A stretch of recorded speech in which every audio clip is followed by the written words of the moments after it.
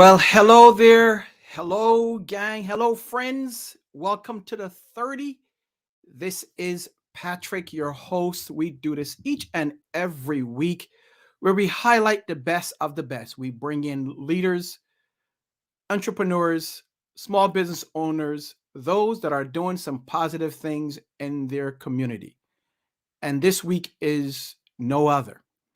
As we celebrate Black History Month, I want to say hello to all those that are celebrating this wonderful and great month that we have. We are going to highlight some very exciting, what I call exciting, esteemed guests. We're going to bring them in, and our theme for this month is going to be it's all about the journey.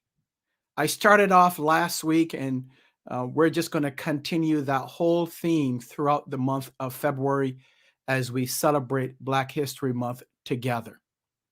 If this is your first time, make sure that you share the broadcast, make sure that you tell someone about it, and do us a huge favor. If you have any comments or any questions for our guests or myself, please do me a favor and drop it in the comments box, and I will make sure that we address them as we move forward. If you have, if this again, if this is the first time you've never seen any of our shows, you can go back to, we stream live to Facebook, YouTube, and LinkedIn. So you can simply go back to, they're all stored on YouTube. You can go back to our YouTube channel, which is under the Jackman Group LLC, and you can see all of our shows we have for almost 2 years now. So we've been streaming since April of 2020. So can you believe it? It's almost 2 years. I am so thankful for you, the viewers. I'm so thankful for all of our guests over the years. So we are going to have something special during this month. As I said, I've invited some dynamic guests, and we're going to be talking about, it's all about the journey. So let's go ahead and get this started, and then I'm going to introduce my first guest, who I'm excited about for this week. We've tried to get him on before, and trust me, we've been going back and forth probably about a month, 2 months now, but I finally nailed him down in Florida. So I had to track him down. He's where the sunshine is, and I'm where the snow and cold, and he was just laughing at me. We chatted on Sunday and again this afternoon or tonight, and he's just laughing because he's down there, I'm up here. But let's get this party started.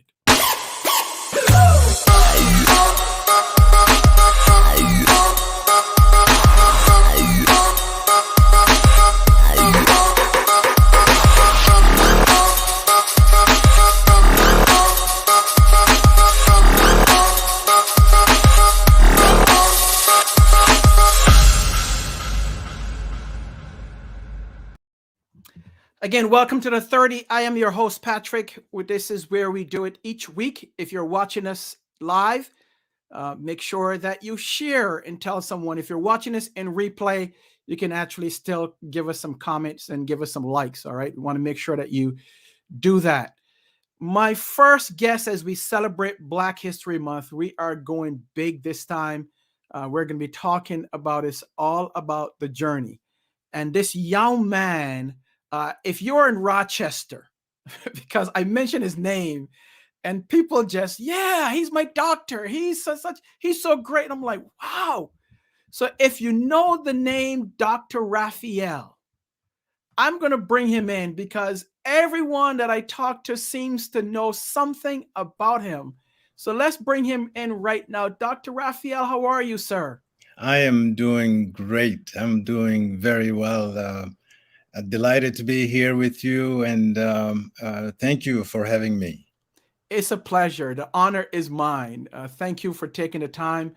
I know you are down there in the warm climate and laughing at us here in Rochester, where we're freezing and digging out from our second snowstorm. Not really laughing at you. It's just that the sun is so bright, it just can't keep that smile away. Just as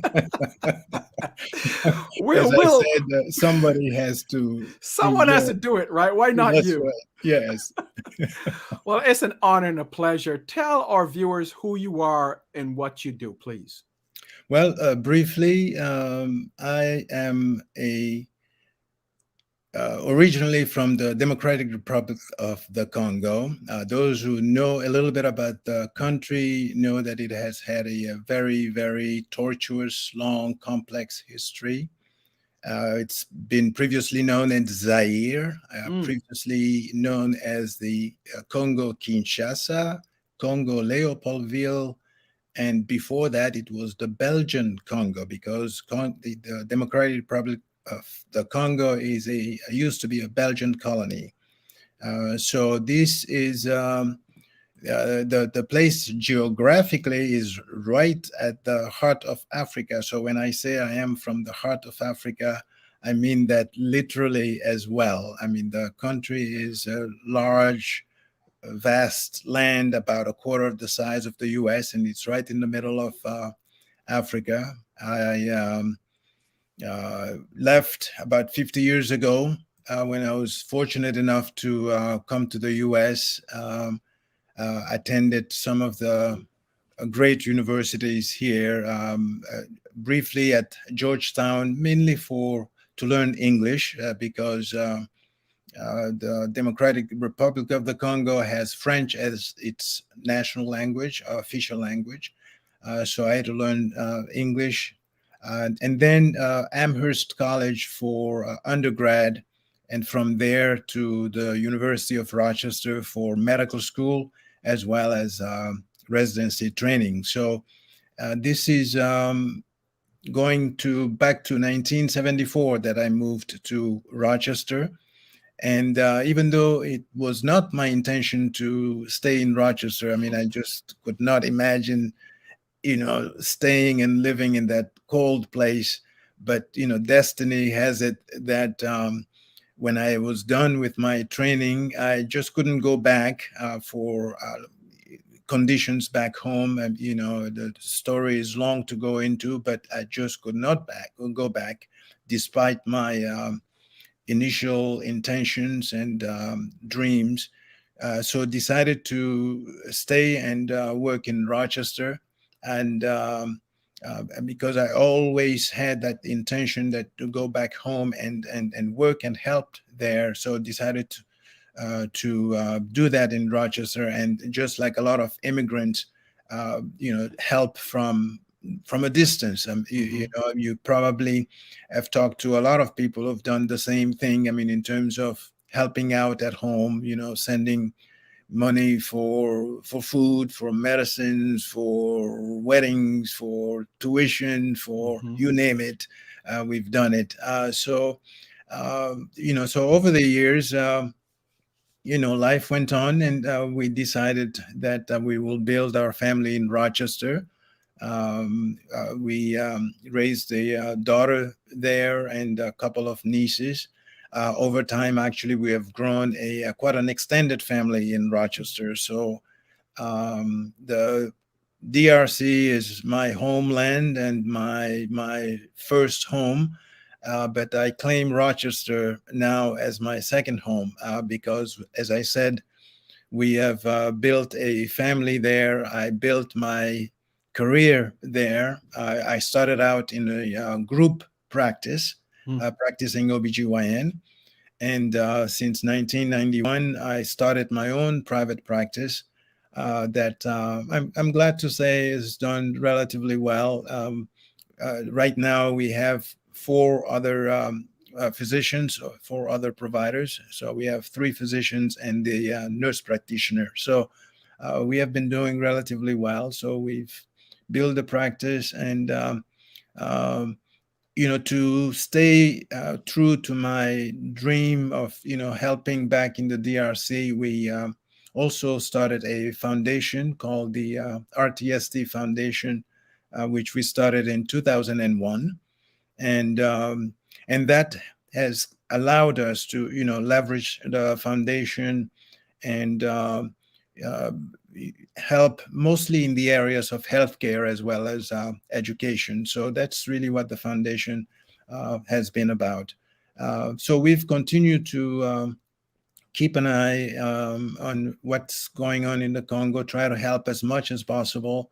But the decisions that I made some 40 years back has really made me a citizen of both of those places. So I claim Rochester as home. And even though I'm in Florida now, I'm just stealing a little bit of the sun right now. But Rochester is home, and the DRC is my homeland. Awesome. Good. Now, when you came as a boy growing up in the Congo, was it always your goal to be a doctor? Yes, I can tell you exactly when I decided, when I knew I would become a doctor. I was born in a relatively small place. We were relatively deprived economically, but we were very happy in our small little town. We really was not aware of a lot of the things that were going on in the Congo, mainly the problems, the challenges that people were going through in terms of poverty, in terms of lack of access to good health care, all of those issues that have contributed to the infant mortality that's always like 10 times what it is in the US, for instance, where the life expectancy is 20 to 25 years lower than most Western countries. So I became gradually aware of these problems, mostly in secondary school. Hmm. And I happened to read a book by a French author, Albert Camus. I don't know, I'm sure some of your listeners are aware of Albert Camus. And the name of the book is The Plague. And in The Plague, for some reason, it's an allegory, but it made me think about what the people were going on in that book. And the main actor, who is a physician, Dr. Rieu, and how he, even though he could have left the town, he decided to stay there and help the best way he could in the town, fight all of the pain and suffering people were going through. And I was 16 at the time. Okay. Oh. When I finished reading the book at 16, I decided that this is what I was going to do. Didn't know exactly how I was going to do it. I didn't know where, but I knew at that point that that's what I wanted to do. So you had a destination in mind, but you didn't know how you're going to get there.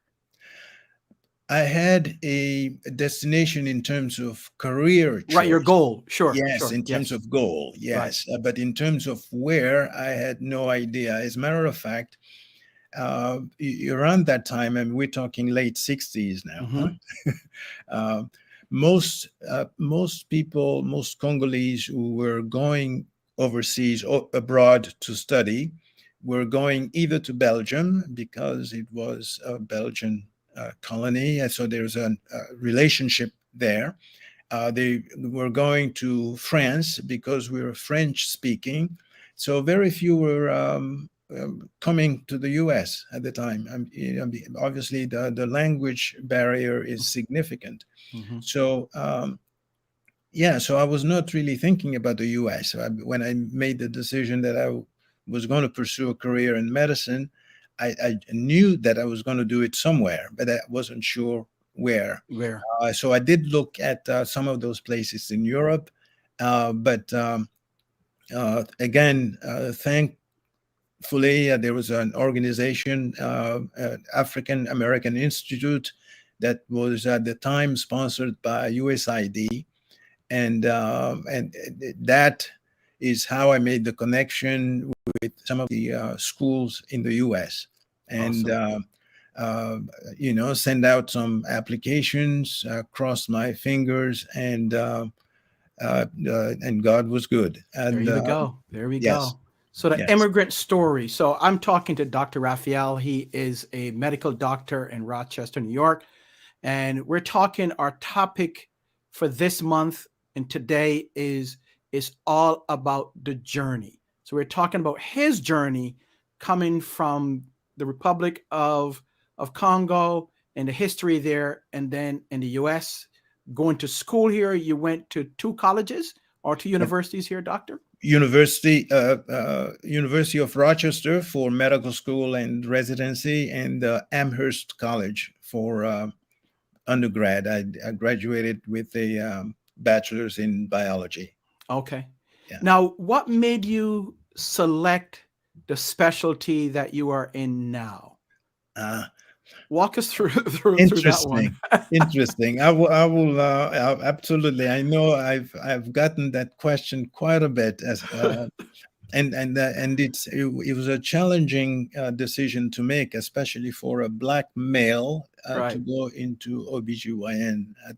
But as I mentioned, my intentions were always to finish my training, Hmm.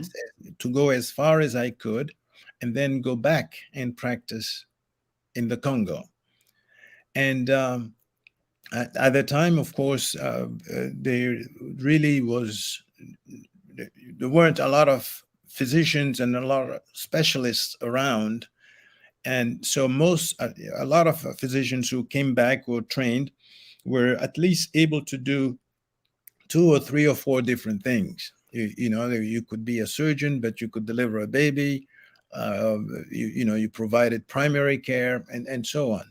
So at the time that I was going through my training, I mean, they didn't have a discipline like they have today for family medicine, for family physicians. So I decided that in order to get training in primary care, get training in surgery, get training in women's health care, the best way to do that was to go through a residency in obstetrics and gynecology. Mm. And then from there, I could sub-specialize either in infectious diseases or something like that. So, but that's how it's not because I determined that I would be an OBGYN. No, I wanted a specialty that was going to afford me quite a bit of latitude, especially considering where I was going back to. Hmm. As I mentioned, the unfortunately the conditions were so bad at the time that I finished that a lot of professionals were actually leaving the Leaving. country. Yes, they were leaving, and all of my family members and all my friends, bar none, all of them recommended that I do not come back because they were looking themselves for a way out. Hmm. So, Hmm. Sure. I decided that I would stay, and exactly what I said. I decided I will stay, but I will continue to help, even though it would be from a distance. But that's it. And I'm glad I made the choice because I've enjoyed the specialty tremendously, tremendously. I mean, I've delivered over 8,000 babies, Wow. and so and as most of the deliveries are relatively uncomplicated. The baby comes. I mean, it's always miraculous. When you Hmm. see a baby being born. I mean, from this flabby thing and into a breathing, screaming, crying human being. Always miraculous. Always a joy. So I always say, in obstetrics, it's 90% fun, and then 10% you sweat a little bit, Got it.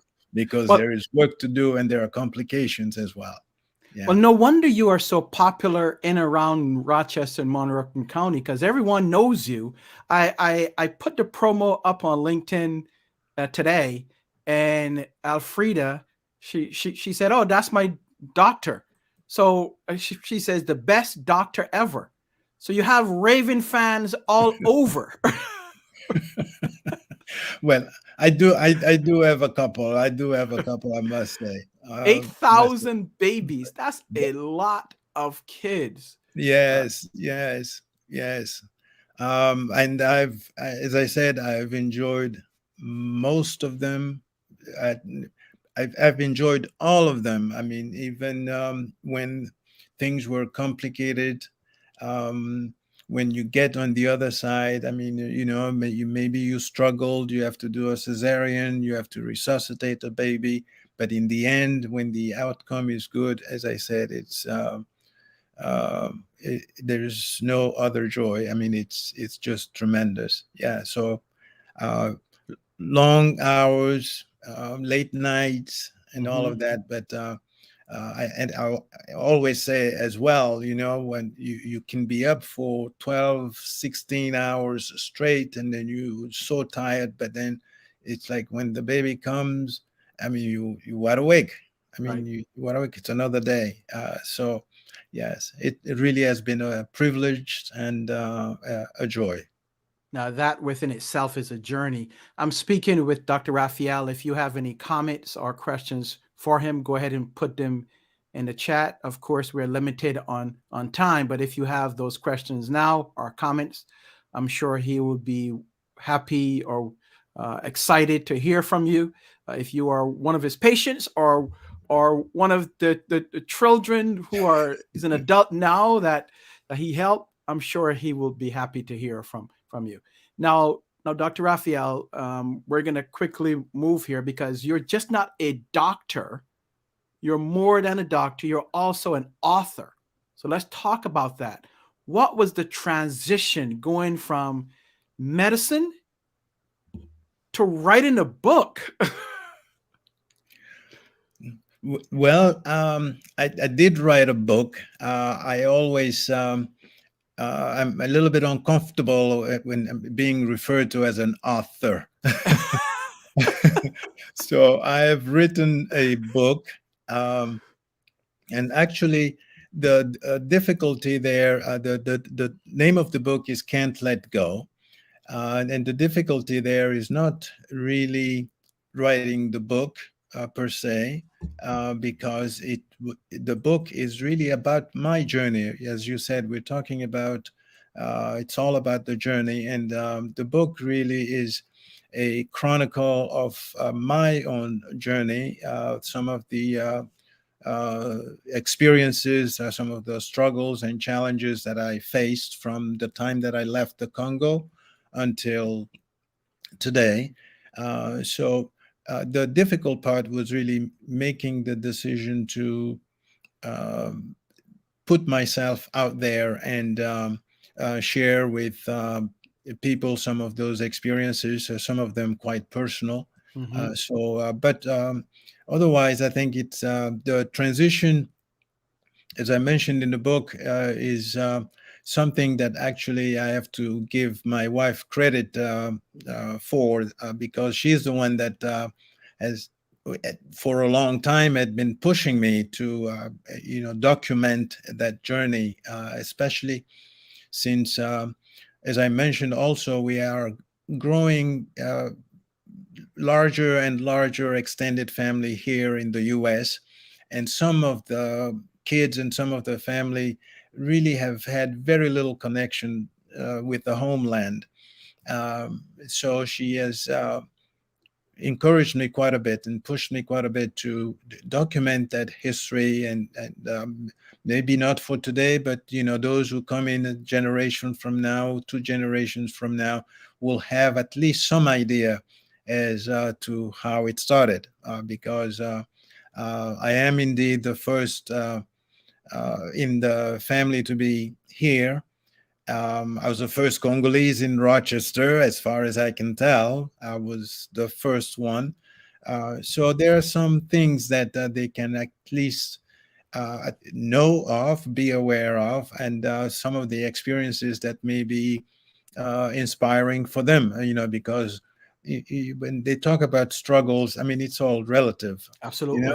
Yes, how the old folks often will say, well, in my day, you know, we did X, Y, and Z. I would walk up the hill a mile with no shoes No on. shoes, right? Right. Yes. So when they complain, they can at least you read "Can't Let Go," and they realize that now, if your iPhone is misbehaving, it's small stuff. Small stuff. That's Yes. right. That's right.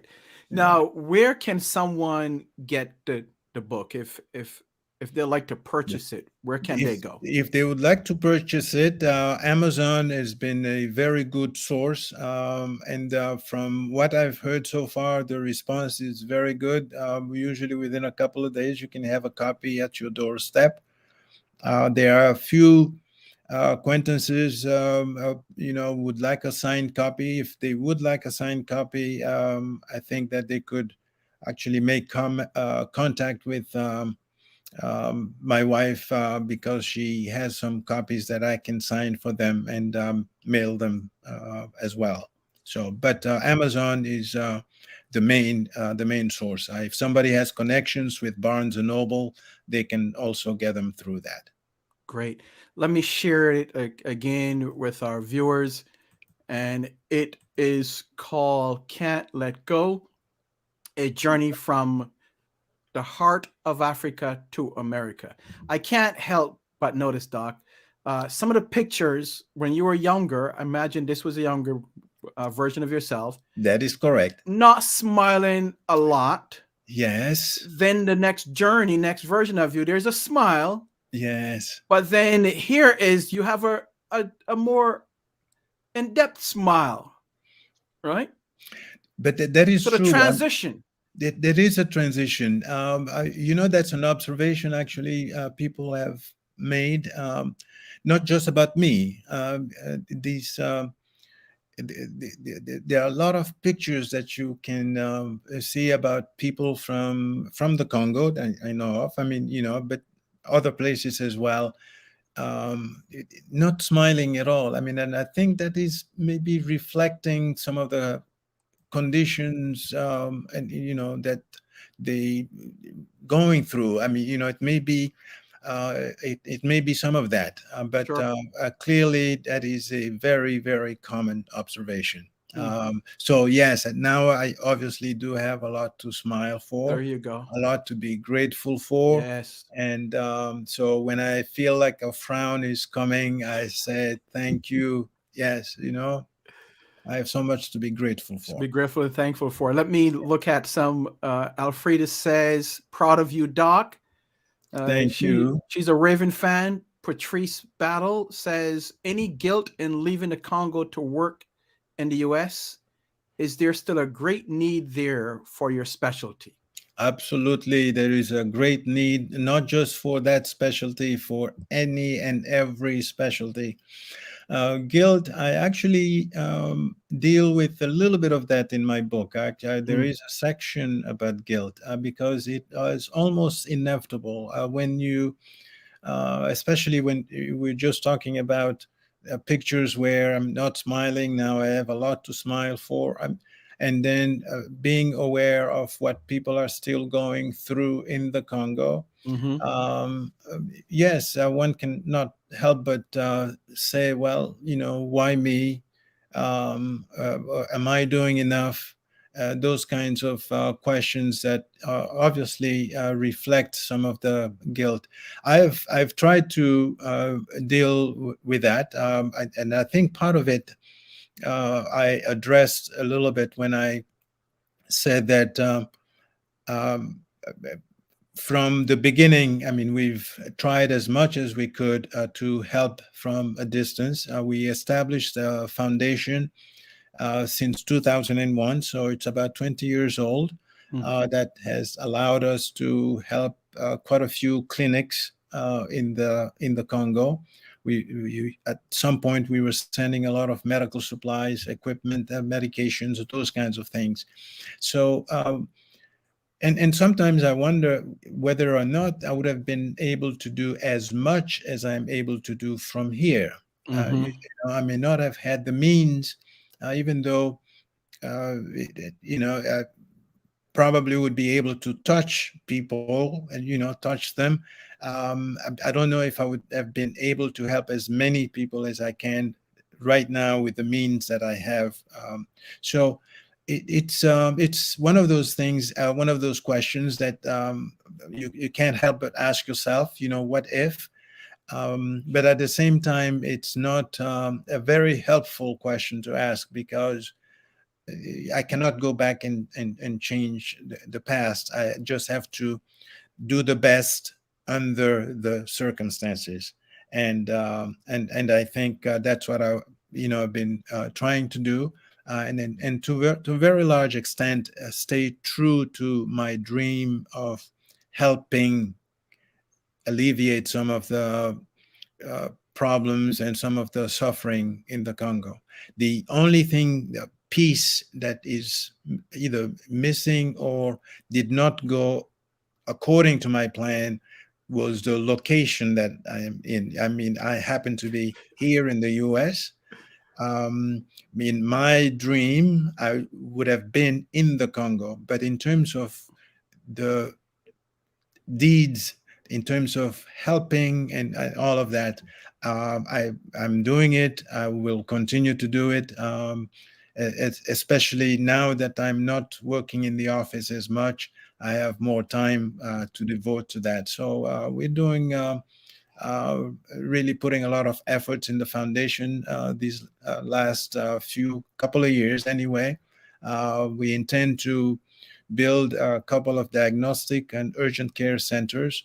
Those are the kinds of things that I'm not so sure I would have been able to do if I had practiced in the Congo. In the Congo, right? Yes, Well, we sometimes have plans, but God has different plans for different us. So you got to plans. yield to His plan, right? That is So, correct. right.